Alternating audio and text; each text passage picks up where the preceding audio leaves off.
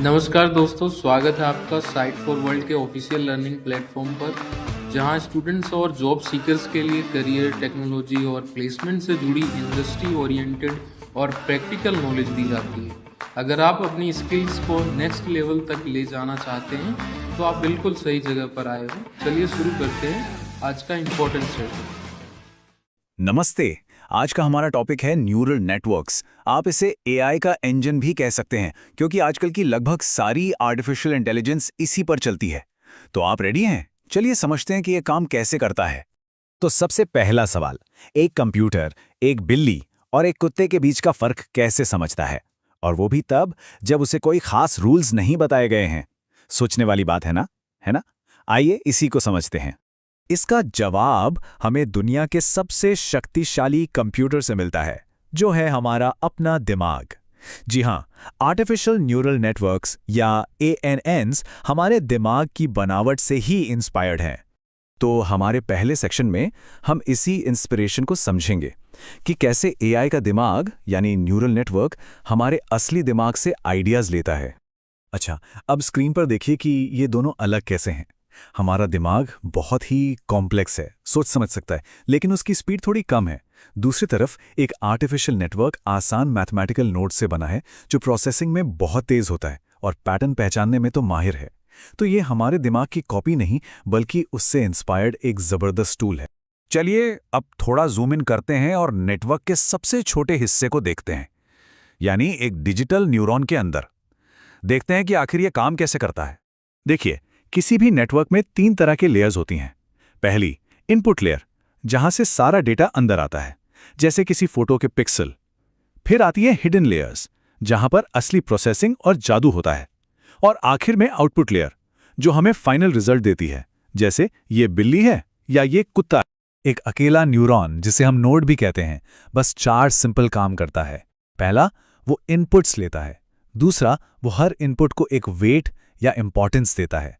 तीसरा, वो एक बायस जोड़ता है, जिसे आप एक तरह का एडजस्टमेंट समझ सकते हैं। और चौथा, इन सब के आधार पर एक फाइनल आउटपुट देता है। समझ आया ये? यहाँ एक बहुत ज़रूरी चीज़ है, एक्टिवेशन फंक्शन। ये बिल्कुल एक ऑन ऑफ स्विच की तरह काम करता है।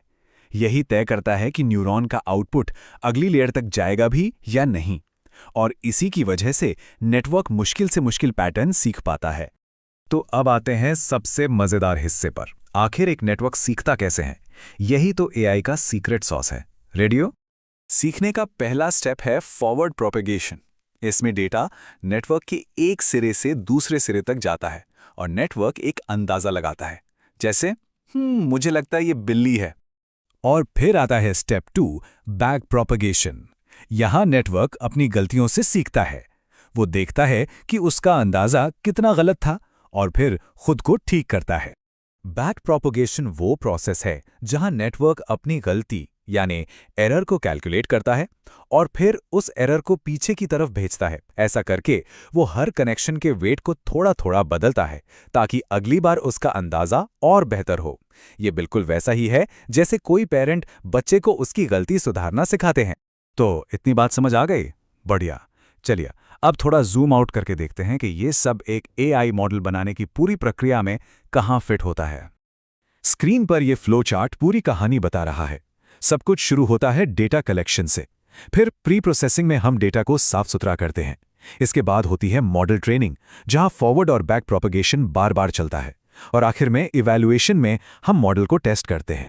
लेकिन सवाल ये है कि हमें पता कैसे चलेगा कि मॉडल सही से सीख रहा है या नहीं? इसके लिए हम उसकी परफॉर्मेंस को नापते हैं। सबसे आम तरीका है एक्यूरेसी। ये बस ये बताता है कि मॉडल के कुल अंदाजों में से कितने % सही थे। बिल्कुल सिंपल और सीधा। अगला है प्रिसीजन। ये कहता है जितनी बार मॉडल ने चिल्लाकर कहा बिल्ली, उनमें से असल में कितनी बिल्लियां थीं। इससे हमें पॉजिटिव प्रेडिक्शंस के भरोसे का पता चलता है। और फिर आता है रिकॉल।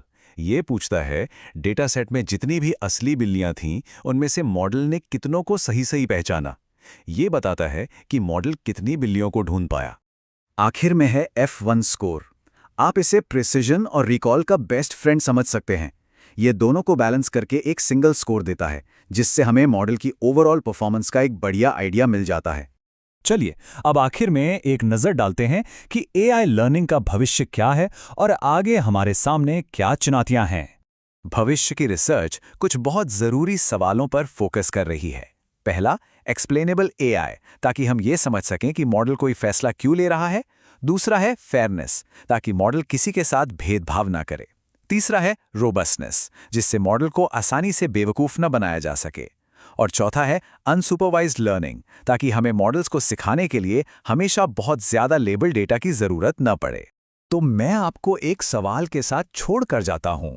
जैसे जैसे एआई हमारी तरह सीखने में बेहतर होता जा रहा है, हम ये कैसे पक्का करेंगे कि जो कुछ भी वो सीख रहा है उस पर भरोसा किया जा सके?